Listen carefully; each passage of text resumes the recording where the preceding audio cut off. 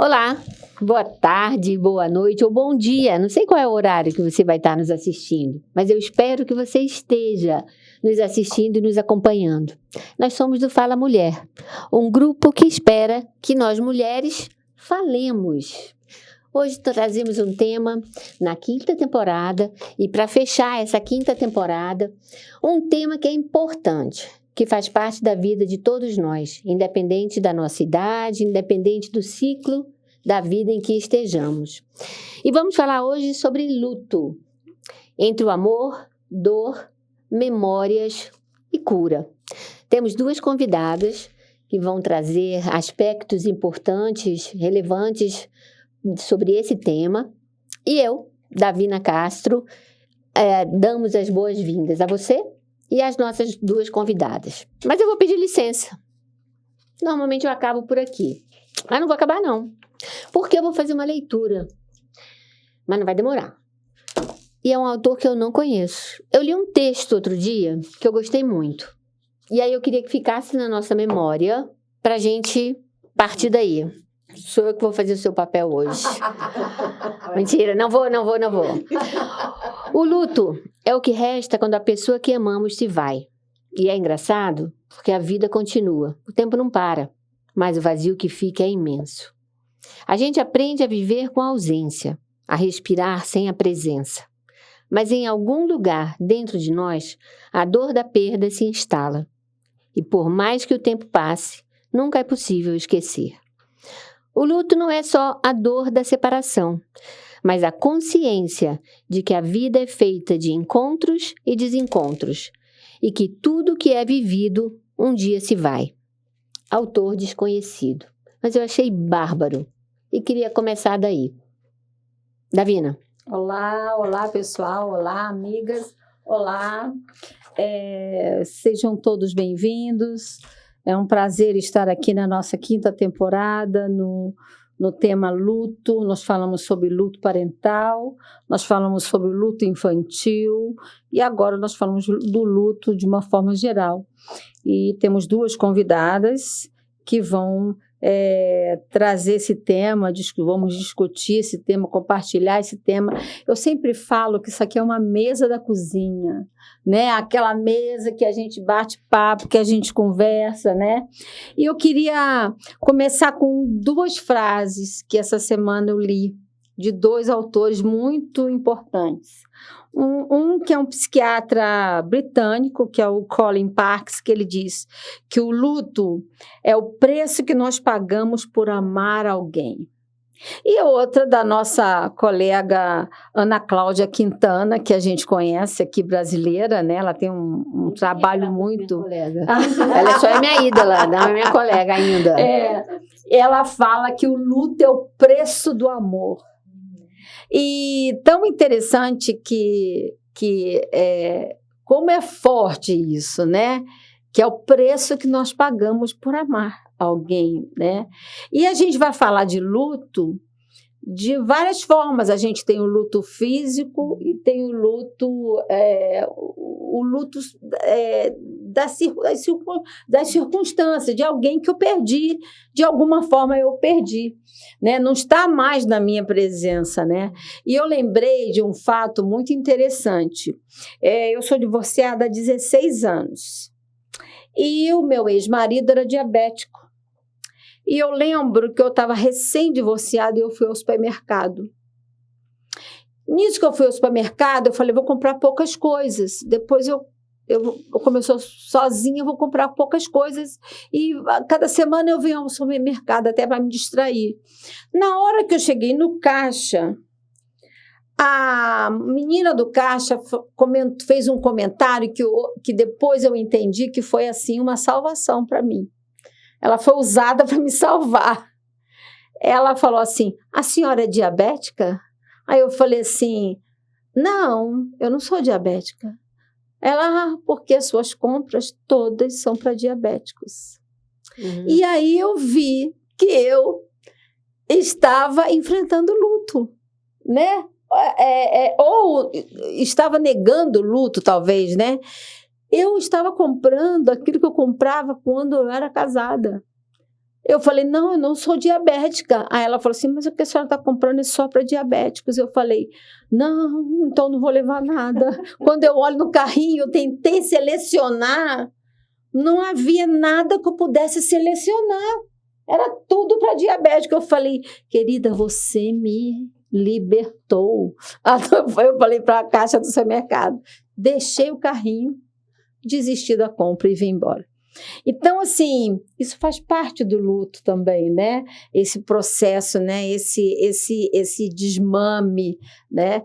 Então, fica aqui para uma discussão para a gente, né? E as colegas se apresentam e vamos lá, porque a gente tem assunto muito interessante. Você que está em casa, se você, Ana, quiser falar com o público, a sua câmera é aquela dali, tá? Então, vamos lá e vamos nessa jornada aí do luto.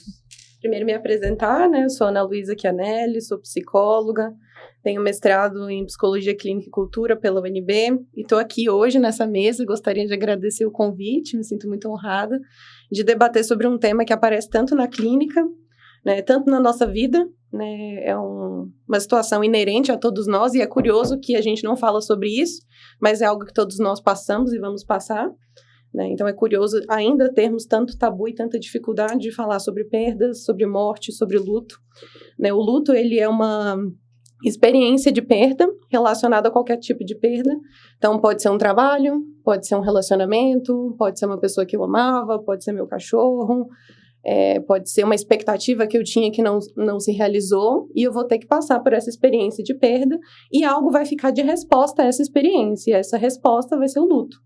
Lógico, com todas as suas singularidades e acho que a gente está aqui para falar um pouco disso, dessas singularidades. Temos aqui a minha colega também, que eu estou muito feliz de estar junto, da gente poder agregar, né, essa mesa. Olá, pessoal. Mais uma vez aqui, muito obrigada pelo convite, né? Eu sou Jordana Marrocos, sou psicanalista, né? Estamos aí já há algum tempo com a clínica e realmente na clínica sempre aparece. Não tem como não aparecer algo sempre relacionado ao luto, a perdas, né? Uhum. E quando a Audrey começou falando sobre esse texto, a Davina também completou falando sobre essa questão desse aspecto, né? Do luto relacionado ao amor. Uhum. Que o luto, né, é o preço que a gente paga, porque o próprio desligamento, né, porque a gente se desliga ali fisicamente, né, não tem mais a presença, não tem mais, né, e aquilo causa realmente uma série de desconfortos, né, no nosso ser.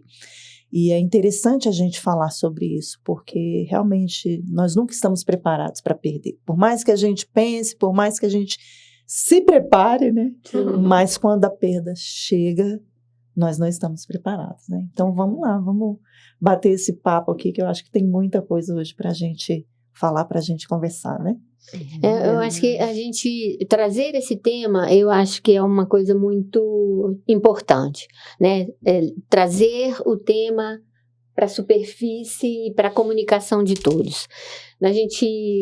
Quando nós falamos sobre o luto na infância, isso foi uma coisa que nós repetidamente conversamos, né? Que é dar a possibilidade para esse assunto ser abordado com as crianças, que é dar a oportunidade para as crianças falarem, ou não, e para as crianças sentirem da forma que foram, lembrando desse processo ser muito individualizado, não só para nós adultos, mas especialmente, não sei se especialmente é o termo, talvez eu diga especialmente porque o que eu ia completar era para as crianças, né? E tudo que é da infância tem um sabor diferente para mim. Mas, particularmente, então, para as crianças, a gente está trazendo a possibilidade para a conversa. Então, acho que por aí eu acho que é a importância do nosso bate-papo. E o legal é que ela falou sobre cachorros, você falou sobre pets na semana anterior, né? Conversei, foi tão interessante, né? Sobre a morte de pets, né? Como isso, nós estamos falando de luto infantil, como a criança sofre e como isso tem que ser considerado, né? E ela são os lutos invisíveis, né? Exato. São os lutos, são as perdas que a sociedade ainda não considera. Né? Né? Ou seja, é muito individual, mas ao mesmo tempo é muito social, porque vai depender de como a sociedade acolhe, nomeia e entende esse luto que você está passando. E esses ainda são os que a sociedade, de uma forma geral, e aí talvez estar falando sobre isso, reitero, a importância de estar falando sobre isso, valide, né, esse espaço que é do eu gosto daquele meu bichinho, e ele não é substituível num piscar de olhos na próxima feira de animais ou na próxima adoção. No dia seguinte, alguma coisa assim. Não, por aí Né? não. Então, eu acho que a gente precisa pensar no luto, e aí eu vou me colocar na berlinda, assim, ó. Eu sou médica, pediatra. A gente trabalha o tempo inteiro com o quê, né, gente? A gente trabalha no curso de medicina onde não se fala de morte. Nunca tive vamos conversar sobre morrer. Isso é um passando no nosso curso de medicina. Porque o nosso objetivo é fazer o quê? Fazer as pessoas viverem. Né? Então, nosso objetivo é reanimar, nosso objetivo é cuidar. E precisa ser, de fato. Mas se você está cuidando de vida, não tem como cuidar da morte. Não tem como não estar pronto para a morte. E eu tive um episódio, eu comento pouco sobre os meus episódios clínicos aqui, se você nos acompanha. Vou comentar esse. Eu estava no meu primeiro ano de residência, tá? E eu recebi um plantão onde estava escrito assim, não reanimar uma criança na enfermaria. E isso era consenso, tá? Consenso de condição clínica, consenso familiar, tá? Isso não era nada... Era uma coisa assim muito bem cuidada, planejada pelo staff responsável, pelo nosso chefe da pediatria. Era um protocolo, tá?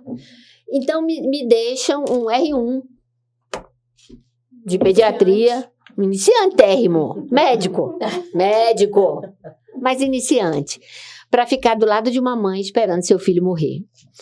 Hoje, quando eu penso, eu acho que eu me saí muito bem, do meu jeito. Qual é o meu jeito? Eu choro. Choramos a mãe, choramos eu. E eu não fiz absolutamente nada que eu não devesse ter feito. Aí eu me saí bem nesse aspecto também. Mas quão pouco preparada eu fui. Aliás, eu fui zero preparada. Hoje eu vejo um pouco diferente as pessoas da residência, né? Assim, os colegas muito mais entrosados com a equipe da psicologia. Nem todos, a gente ainda está no caminho. Mas eu vejo a equipe jovem mais ávida por aprender com a psicologia alguns manejos. Um dos quais, que eu acho super importante, e tem uma psicóloga que fala muito bem sobre isso, que eu gosto muito, qualquer dia deles, a gente vai trazer ela aqui, que é uma colega que trabalha na UTI, do HMIB, que é a comunicação de notícias difíceis, que nós médicos passamos assim, ó, correndo disso. E a maioria de nós nem sabe como fazer e mete os pés pelas mãos. Às vezes delegam, né, para outro colega. A maioria delega para psicólogo. Para o psicólogo. A maioria, né? Que eu acho assim um absurdo, mas enfim. Então, morte faz parte. E aí eu ainda tô na berlinda, não saí não. Olha só. Quando eu me aproximei de uma residente da psicologia, que eu conheci essa menina, eu falo menina, gente, porque eu sou mais velha de todos aqui, né? Então, não é desrespeitando a minha colega, não. Eu respeito muito essa colega. E aí, eu falava para ela, mas como que você estuda isso a sua vida inteira? Ela estuda morte. E o luto como uma consequência dessa perda. Perda pela morte. Mas hoje, faz tanto sentido para mim. E eu devia ter começado a estudar isso, não a trabalhar especificamente com enlutados. Eu não sei se... Como eu sou muito chorona, eu não sei se isso daria muito certo. Mas estudar isso, sim, eu deveria ter feito isso há mais tempo. Porque muitas coisas fariam sentido. Sair da berlinda, podem continuar. Não vou ficar falando, gente. Não fico falando. Eu vou ficar pensando em voz alta. É uma coisa doida que acontece na minha cabeça. Mas eu acho que é isso mesmo, sabe?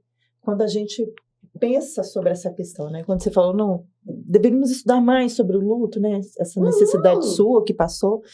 E é exatamente isso, porque o luto, a gente às vezes vê muito esse aspecto da tristeza, né, do sofrimento, da dor, E que é horrível. e que é horrível, É horrível. e que faz parte. Mas existe um outro aspecto também dentro do luto, que não é só a questão da reconstrução, da pessoa se constituir, né, novamente, dela encontrar novos caminhos, mas hoje eu estava também ouvindo um especialista falando, e ele falou algo que me chamou muita atenção, na questão do aspecto da saudade. Porque a saudade, quando você pensa na saudade, quando você sente a saudade, você tem a tristeza, mas você tem a alegria. Porque você sente naquele primeiro momento ali, quando você sente a saudade, vem aquele pesar, vem aquele, né? Vem aquele pesar, aquela dor, ela retorna. Mas logo você começa a pensar, não, mas aquela pessoa me ensinou sobre isso, aquela pessoa me ensinou sobre a vida. Nossa, e aquele momento que a gente teve, e me fez lembrar muito da vida dos meus pais. Eu perdi os meus pais já adulta, né? Minha mãe acho que tem 15, meu pai 14 anos que a gente perdeu. Mas foram duas perdas muito próximas, porque minha mãe faleceu, e quando faltavam 12 dias para completar um ano do falecimento da minha mãe, meu pai faleceu. E aí, eu lembro que, claro, foram 2 lutos bem diferentes. A minha mãe já vinha doente há alguns anos, então meio que a gente tinha aquele olhar já para o falecimento, né, para a morte. E do meu pai não, foi em consequência de uma cirurgia que a gente esperava que ele ia sair bem. Mas eu me lembro que depois de passar por tudo, passamos pelo falecimento da minha mãe, passamos pelo falecimento do meu pai, e eu me lembro de ter esse sentimento da saudade. E eu ainda o tenho hoje.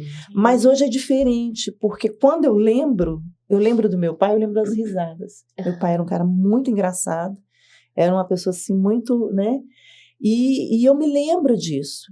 Fica aquela dor, porque eu gostaria de tê-los participando, principalmente da vida dos meus filhos, ver as conquistas e tudo, mas fica aquela parte da alegria.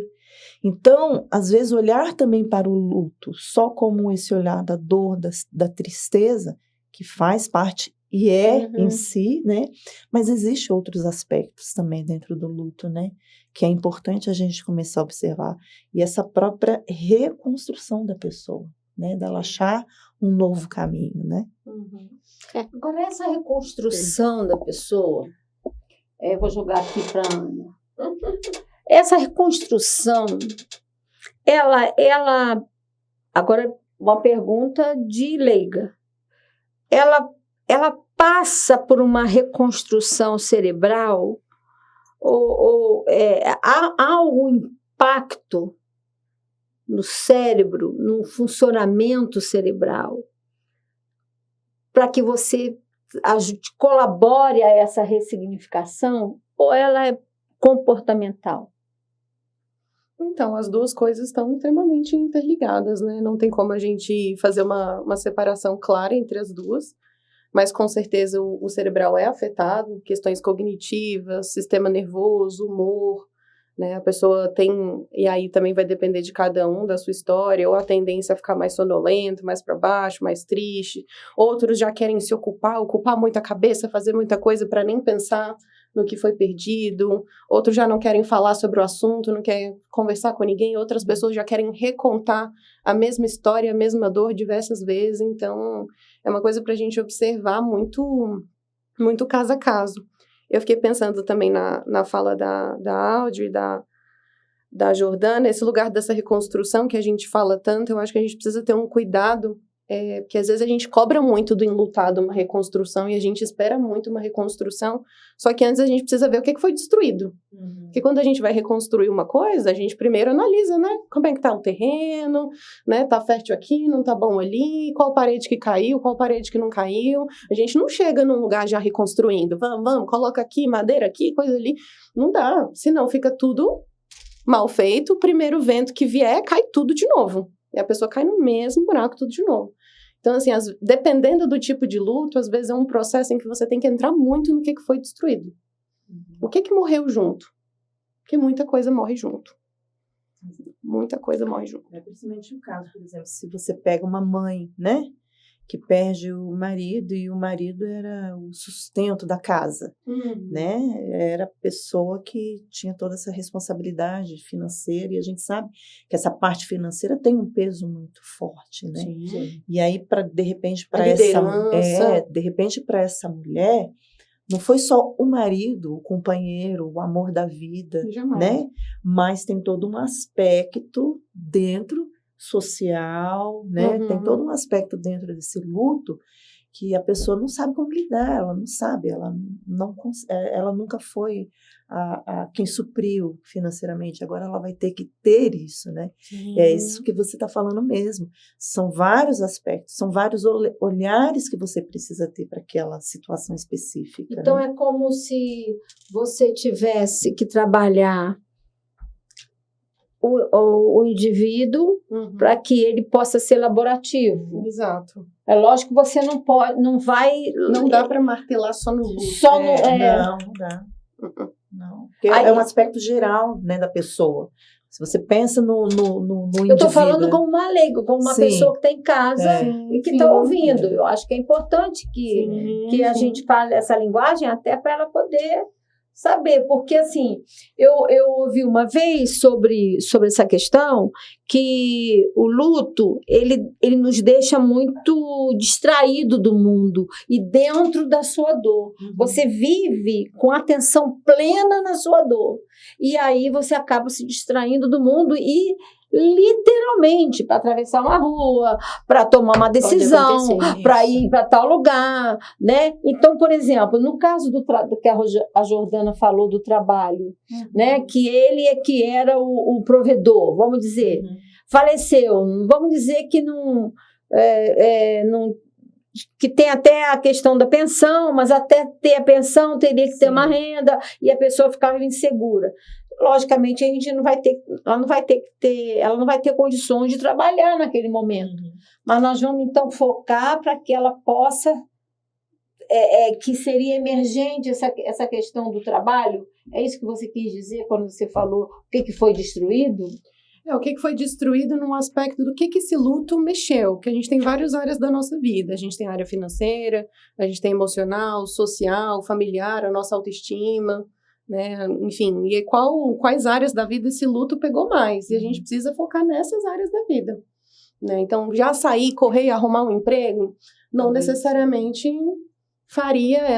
poderia ajudar no quesito financeiro, mas no luto dela não. E talvez até, né, Ana Luísa, começar a trabalhar a questão dessa capacidade, a que às vezes ela não tinha. Exato. Né? Começar a mostrar, olha, tem caminhos, né? Existem possibilidades. Porque dentro do que você falou também, a pessoa fica nesse estado em que ela não consegue olhar para frente, ela não consegue olhar, né? E você conseguir ajudá-la, não no momento imediato, mas dela começar a deslumbrar isso.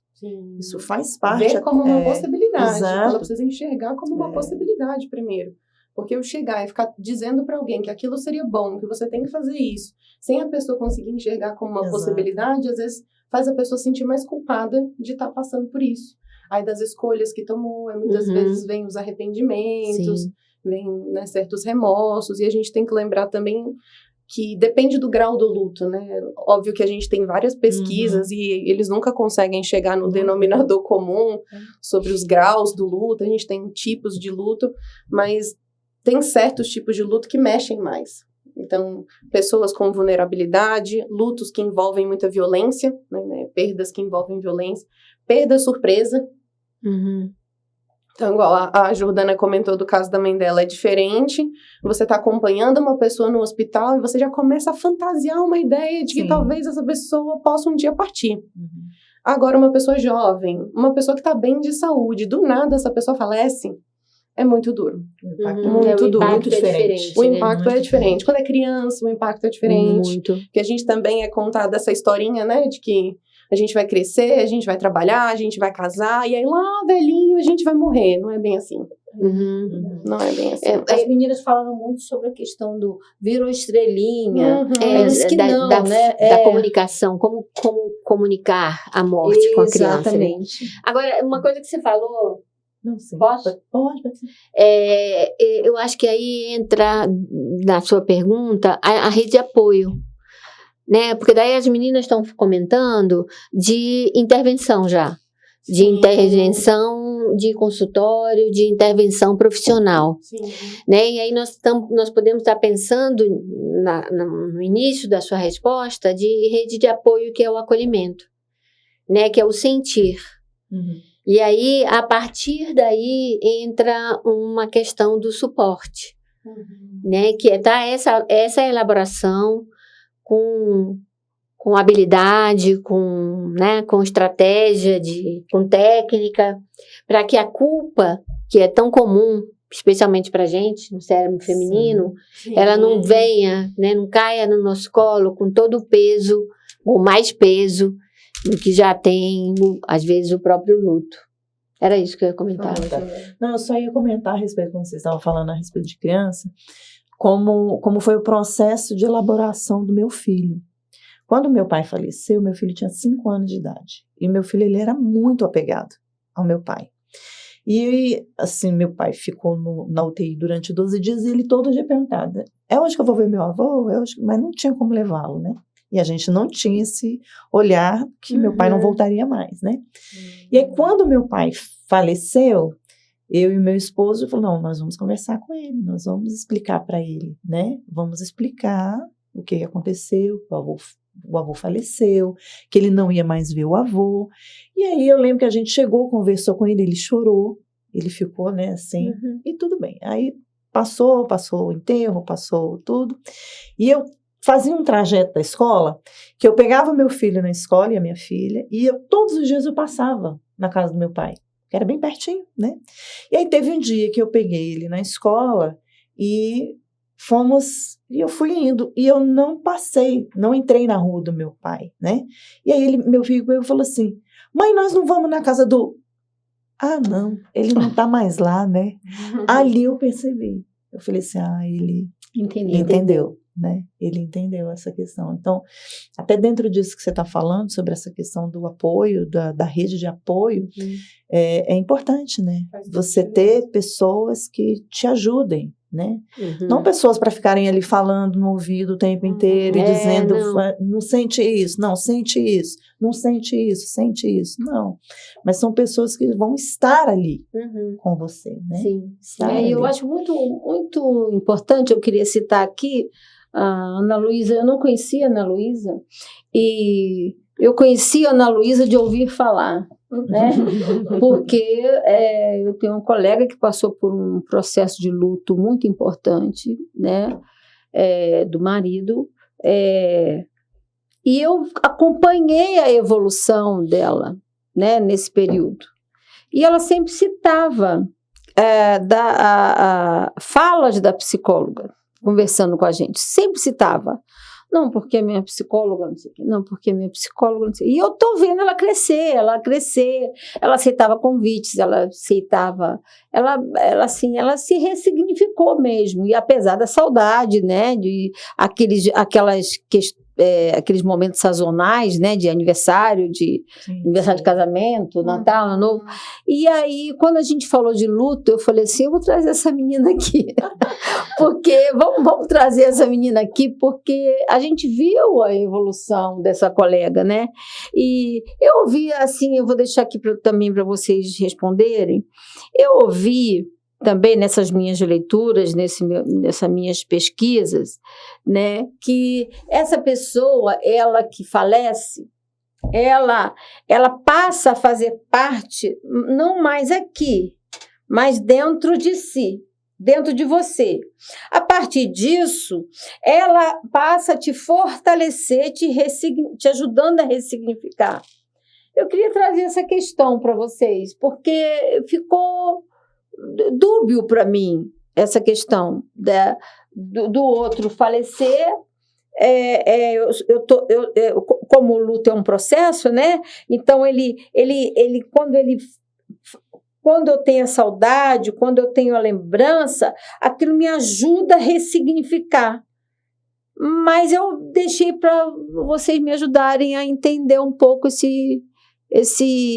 essa fala dessa médica quando ela comentou. Eu não ouvi tudo, mas eu queria trazer essa questão aqui para a gente conversar sobre isso. Como é que é isso? Eu acho que são as memórias. O que pode ficar do outro dentro da gente? Emoção. As memórias que me ajudam afeto. a me ressignificar? Sim, certamente. Dependendo do momento da dor, às vezes as memórias podem ser até sufocantes, né? Você ficar sempre lembrando daquela pessoa. Mas Depende veja, do momento em que a pessoa tá no nível da dor, né? é verdade. Mas olha só, repete sua pergunta. Não, a minha pergunta é isso ajuda, mesmo? né? Se ajuda? Ela Como passa que a essa ficar... pessoa passa a ficar dentro da gente? Sim, sim. Memórias, são as memórias afetivas. Então, o período de dor intensa, né? A gente não entende o luto como um processo, Isso. né? Não existe uma dor intensa. E aí a gente vai, eu não estou falando dos 5 estágios, vamos pensar só no modelo dual, tá? Um pêndulozinho, assim, Isso.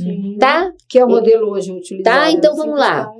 Eu pensei lá, eu sofri intensamente, eu estou caminhando para uma recuperação, e aí veja, o que eu estou respeitando? Estou respeitando a minha cultura, como eu vivo, como a sociedade vive, aceita, reverencia, tudo isso eu estou respeitando, tá? Então, eu tenho um determinado temperamento, eu tenho uma condição psíquica para viver um luto e sofrer um luto saudável, ok? Então, como que essa pessoa vai estar usando esse termo, né? Como é que eu vou viver essa pessoa em mim? Memórias afetivas. Memórias afetivas, saudade. Foi o que eu falei. Exatamente. Exatamente, foi o que eu falei.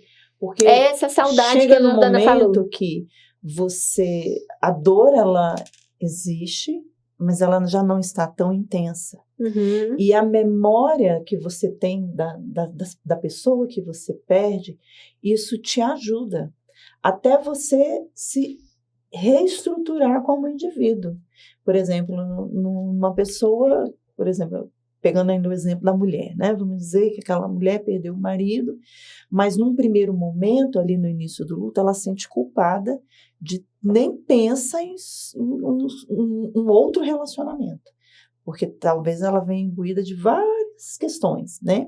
Mas com o passar do tempo, por conta das memórias, vivi coisas boas com o meu marido, aqueles momentos foram bons, ela vai trazendo essas memórias e é como se essas memórias elas fossem fortalecendo esse eu, no sentido de não que vai fazer com que se forme um outro eu, mas que é como se esse eu recebesse um upgrade, sabe? Como se ele recebesse algo a mais que vai estar dando essa capacidade para a pessoa, para ela começar a enxergar as novas possibilidades, as novas questões. Então, nesse sentido, essas memórias, elas ajudam muito.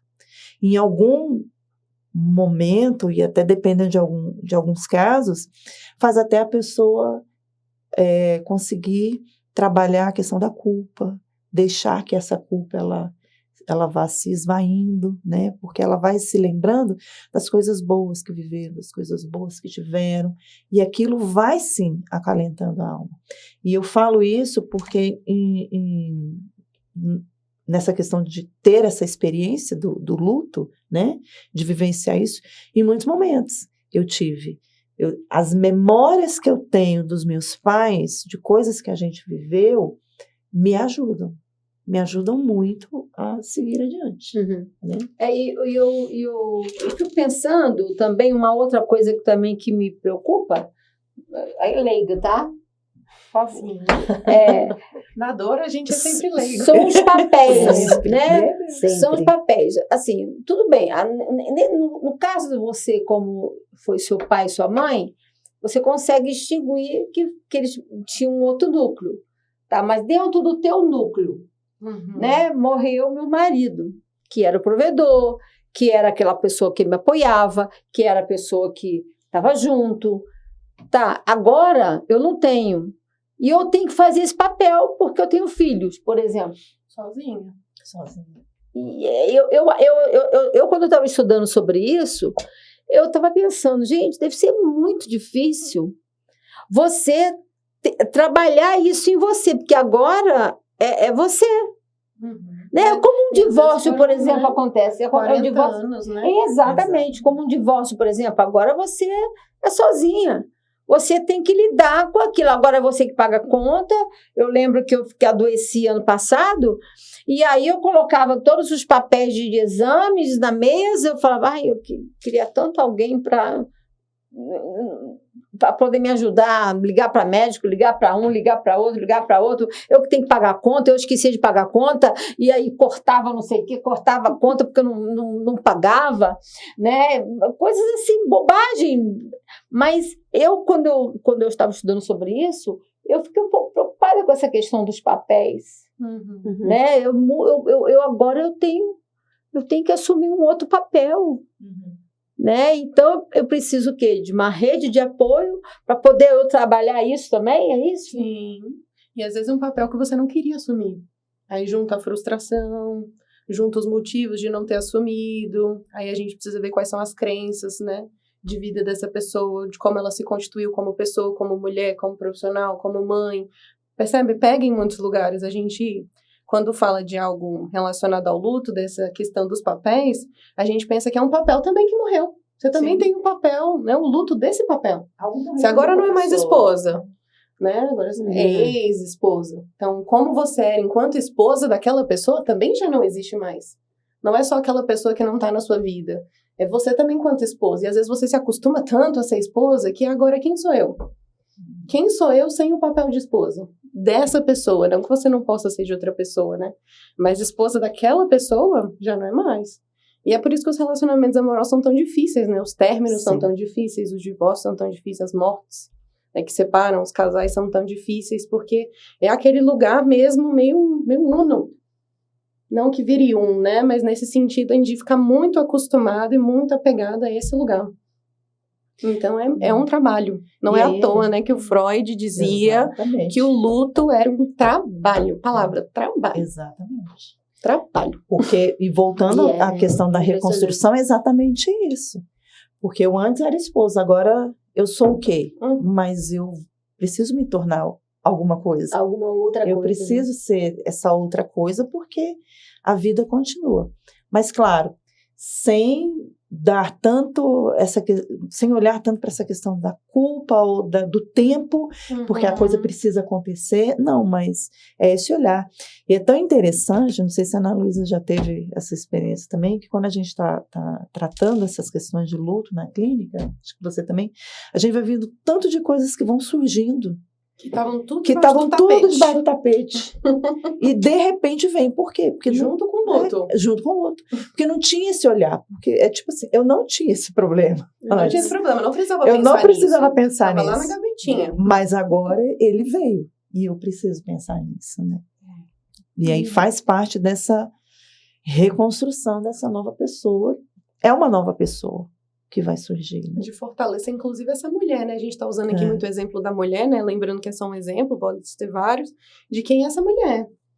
Agora, quem procura mais na terapia? Eu tô aqui meio que... Eu que tô aqui... mulher. Eu tô aqui... Quem procura mais? Agora, uma curiosidade. Quem procura vocês a mais? É um homem ou a mulher? Para trabalhar essa questão do luto. Com certeza, mulheres.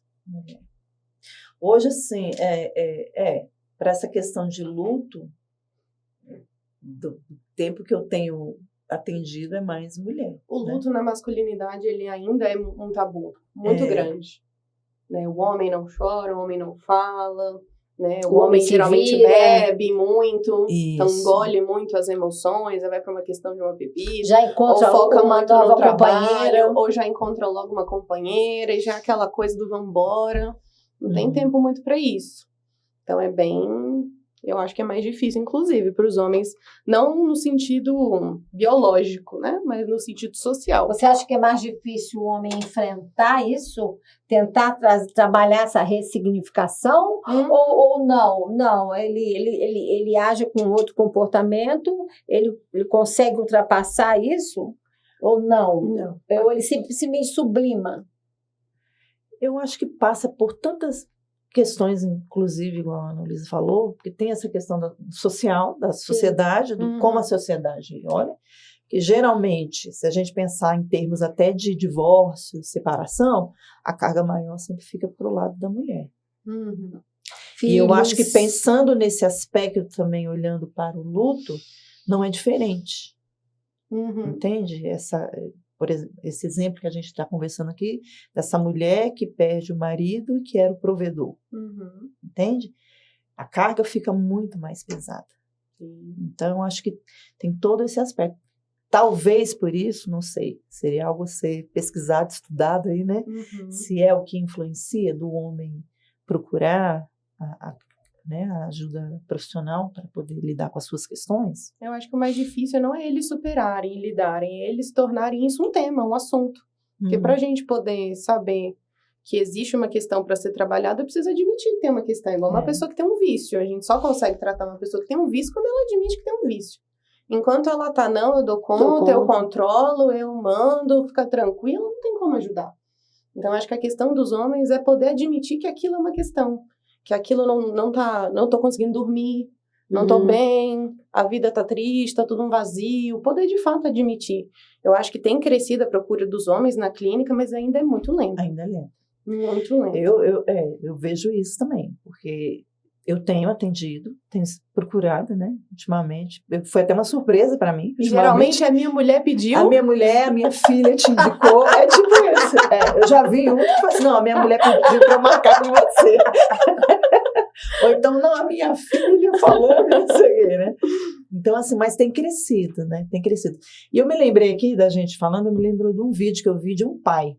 Um pai que perdeu a esposa e ele com 4 filhos. E um desses 4 filhos, uma criança, se eu não me engano, acho que tem síndrome de Down, alguma coisa assim.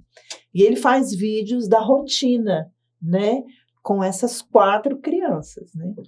E aí pensar, mas como é que será que ele lidou com esse luto dessa mulher que deixou com 4 crianças e pelo pouco que eu vi ali do vídeo, parece que ele se dedica muito a essa questão das crianças, ele cuida das crianças, né? Mas aí eu fiquei pensando, e como é que está esse emocional, né? Como é que ele está lidando com isso? E essa questão do masculino, né? Às vezes coloca em caixinhas, né? Deixa eu tocar minha vida, meus filhos são a prioridade, e aí o que está acontecendo comigo, depois eu penso. Aí são as questões que vão para debaixo do tapete, e um dia, quem sabe, talvez surjam, apareçam, né? Mas não é que melhorou, que foi mas não curado. É que melhorou. A questão está bem guardada, bem recalcada. Exatamente, está ali escondidinha em algum ponto, né? Mas deixa eu voltar aqui, agora porque eu fiquei aqui, né? Tem alguma coisa aí que tá me incomodando aqui. Essa questão da memória. Sim. Bora. Eu quero voltar, porque eu acho que talvez alguém aí de casa está passando uma energia aqui para mim, que está com essa dúvida também. Então, quer dizer que eu posso estimular essa memória no outro que está enlutado? Não. É o momento. Não pode, não deve. Entenda que eu tô sendo a leiga aqui, que é porque é um tema muito importante e é um tema muito esclarecedor. Sim. E muita gente está sofrendo por isso, né? Então, quer dizer, eu não estimulo a memória. Não vamos lembrar dele. Não. E esse processo, ele é natural. E eu não posso boicotar, eu como rede de apoio. Isso, exatamente, por aí. Olhando até um pouco da forma como a psicanálise trabalha, é muito da fala. Aquilo que vem, que o analisando traz, que o paciente traz, você tem que deixar ele falar. Então, se ele quiser falar ali durante 10 sessões sobre a memória ou sobre a forma como aconteceu, né, ele vai falar. Porque você estimular pode cair numa questão do que a Ana Luísa falou inicialmente. Talvez não é o momento ali. E ali você pode causar um trauma. Você pode ou reforçar algum trauma que a pessoa tenha. Então, eu acho que é muito nesse fluir, porque é uma fluidez. E é aquele negócio, é muito individual, é muito particular de cada um. Tem pessoas que vão chegar já falando, elas vão contar a história 1, 2, 3, 4, 5, 6, 7, 8, 9, 10. Ela vai continuar, ela vai contar. Já tem pessoas que já não vão querer falar. Tem pessoas que vai ser necessário ela falar só uma vez. Que contar de novo é mais sofrimento. Então, assim, é muito de indivíduo, entende? Quando a gente falou sobre essa questão da memória, que a memória ajuda, ela ajuda a pessoa a ter esse olhar de até ajudar a pessoa a entender que aquela pessoa se foi. E que existe um caminhar pela frente, né? Mas essa questão do estímulo, ele pode ser um tanto quanto perigoso, e eu acho que não é o melhor caminho, né? Eu trabalhei muitos anos na Companhia Energética de Brasília e eu cuidava da parte do plano de saúde, tanto em várias áreas, e tinha um programa que era um programa de acompanhamento familiar em casos de luto, e tanto pecúlio, tudo que tinha. E nós tivemos um caso que me marcou muito, que era um caso de uma mãe que perdeu um filho de 10 anos, mas ela tinha um de 12 também. O menino teve uma pneumonia, me parece que faleceu em uma semana. E aí eles deram entrada no funeral e deram entrada no pecúlio, que tinha um pecúlio. Quando foi um mês depois, entra o marido na minha sala dizendo para dar entrada no sepultamento da esposa e o pecúlio. Aí eu falei, um mês atrás faleceu o filho, e um mês depois falece a esposa. E aí eu perguntei, mas o que aconteceu? Ele falou, ela não aguentou a morte do filho, do filho de 10 anos, ela desistiu. Então, nesse caso, ela não houve rede de apoio, houve algum... O que pode ter acontecido ali, nesse caso? Ela não recebeu uma rede de apoio, ela não teve não foi feito nenhum trabalho com ela, ou o próprio marido omitiu isso e foi deixando ela se afundar, não que ele foi deixando, perdão da palavra, mas ele mesmo não soube fazer essa leitura, ou a família não soube fazer a leitura de que ela estava morrendo junto. Olha, eu vou falar, vou começar. Eu sempre me preocupo muito com esse perfil de pergunta. O que aconteceu naquela situação? Porque o que nós estamos falando? É igual me perguntar sobre o que você acha de tal cena de filme?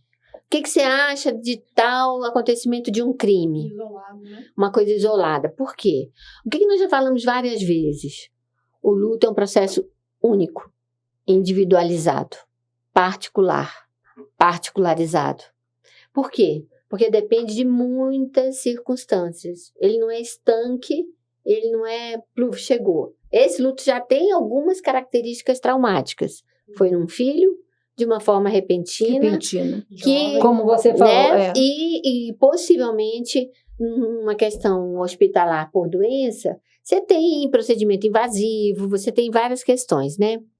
Mas quem sofre o luto ou quem passa pelo luto, quem sofre essa intensa tristeza que um luto inicial de fato traz, porque quem sofre porque amou o que perdeu, né? Isso foi falado aqui no começo, tem suas próprias características. Então, tem características de personalidade, tem doenças prévias, tem um sofrimento psíquico que a gente não sabe avaliar, tem um relacionamento conjugal que a gente também não sabe. Tem um relacionamento familiar ampliado que a gente também não sabe. Então, eu sempre fico muito preocupada quando me perguntam, o que você acha que pode ter acontecido? Porque são viés daqui, dali, que a gente pode acabar comprometendo e superficializando. Rotulando, né? Superficializando, talvez, uma condição que certamente era muito complexa. Tá, certamente. Então, houve um luto, eu preciso acompanhar. É isso? Em geral é um Depende. processo natural. Depende do luto, depende da história, a gente fica no depende, Nos né? depende. Depende da história de vida, depende das circunstâncias, depende de quantos lutos estão sendo feitos, né? Porque tem pessoas que, quando passam por um luto, elas têm que mudar de cidade, mudar de casa, tem que mudar de emprego, muda toda a estrutura social que trazia uma sustentação, uma segurança psíquica para aquela pessoa e que com aquele luto tudo isso é mexido. Então, não necessariamente todos os lutos precisam de acompanhamento, vários lutos são bem acolhidos pela espiritualidade, pela crença religiosa, pelos seus amigos, por família. É realmente a gente pensar no grau de sofrimento, no quanto aquilo está impactando a vida da pessoa, a pessoa reconhecer isso, ou ter alguém da rede de apoio que reconheça e consiga apontar, olha, talvez seria interessante, seja a hora de você buscar um outro recurso. Talvez os recursos que você está tendo agora não estão sendo suficientes. E dentro desse caso que você colocou, me fez pensar a respeito sobre os caminhos de perdas, né? Como a gente tem falado aqui, que as perdas, elas não se dão só com essa questão da morte de alguém, de uma pessoa querida, mas as várias perdas que você tem ao longo da vida, né? E pensando nesse caso, não dizendo que seja isso, mas até para a gente pensar o que leva, então, essa mãe a não suportar a morte do filho, né? Talvez tenha a ver também com essa questão dessas perdas ao longo da vida, né? Perdeu-se, não sei qual a história, mas a gente conjectura só para a gente pensar num quadro, né? Mas tem um pouco a ver com isso também, com o que já se perdeu nessa vida, que talvez essa perda maior, vamos chamar assim, foi o estopim para dizer, eu não quero mais perder, né? A gente colocou o título Estou falando aqui, Audrey, mas você pode intervir. Então eu vou... Nós temos Acabou. 10 minutos. 10 minutos. Nós Então, colocamos nós o título entre o amor, ódio, memórias Entre e o amor, cura. dor. Entre amor, dor, perdão. Amor, Às vezes tem dor. ódio também. Acontece. Eu posso ter tido um ato falho, né? Até o ódio assim, me deixou, me abandonou, me largou.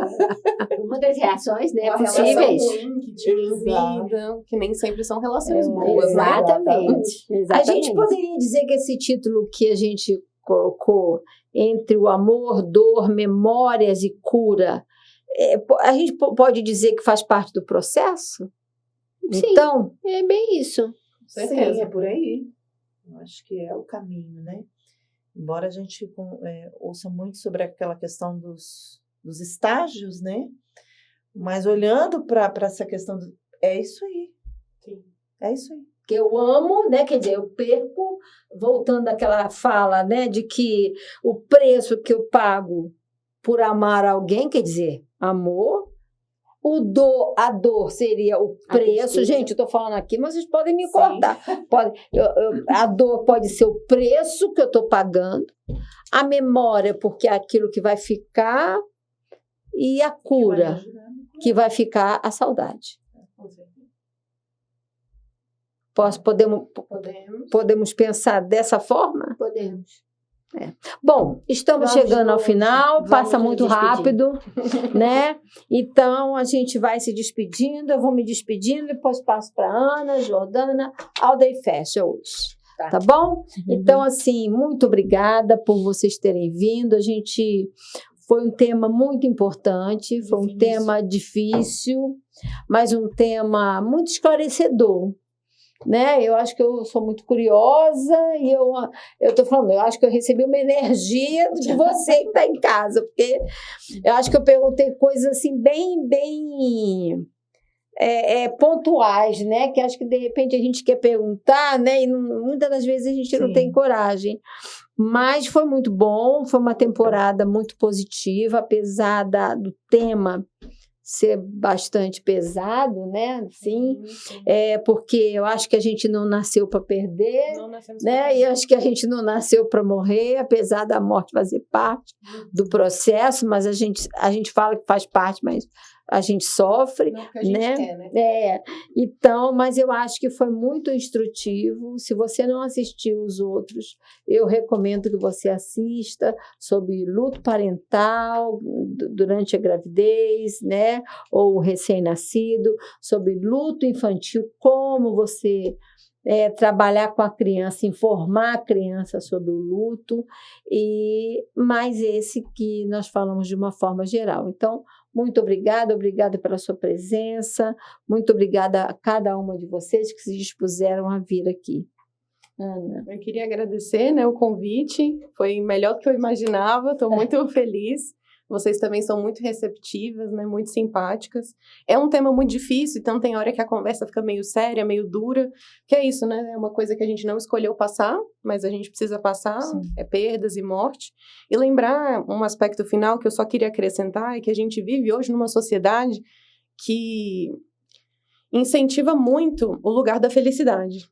Né? Então, a gente tem um discurso extremo de felicidade, de buscar felicidade, de estar pleno, de ser a melhor versão de si, de sempre, né, estar correndo atrás de coisas para ser melhor. E por mais que você seja muito bem estável emocionalmente, você tem uma rede de apoio, você tem amigos, você vai sofrer. Você vai sofrer e não necessariamente tamponar essa dor muito rápido vai te ajudar, vai resolver a sua questão. Talvez você precise de tempo, um tempo que não é cronológico, não é o tempo do calendário, né, que as coisas da vida nem sempre combinam com o calendário que o ser humano inventou, e se permitir passar por isso e, caso precise, buscar ajuda. É isso mesmo. Exatamente. Mais uma vez agradecer, sempre uma alegria, um prazer estar aqui. Prazer conhecer a Ana Luísa hoje, espero a gente se encontrar outras vezes, né, por aqui. Trocar. E eu queria fechar, né, a minha participação com uma frase que eu li essa semana a respeito dessa questão, tem a ver um pouco como a Audrey começou, né, que fala: amar alguém que partiu é conviver com uma ausência que continua presente, né? Mas é fazer realmente dessa ausência não uma dor perpétua, mas você conseguir fazer disso algo que vai te fazer honrar a pessoa que foi, que partiu. Honrar essa pessoa com essa lembrança, com essa memória do que ela foi, do que ela significou para você, né? Que bom. Eu gosto muito desse honrar a pessoa que partiu. Vamos honrar as pessoas que partem, vamos honrar a nós, sendo gentil com a nossa dor. E aí, nem tudo é dor, nem tudo é sofrimento. Estamos em festa junina. E aí, para comemorar a festa junina, com as nossas convidadas, para a Davina também. A gente espera vocês nos próximos episódios. Até. Tchau. Tchau.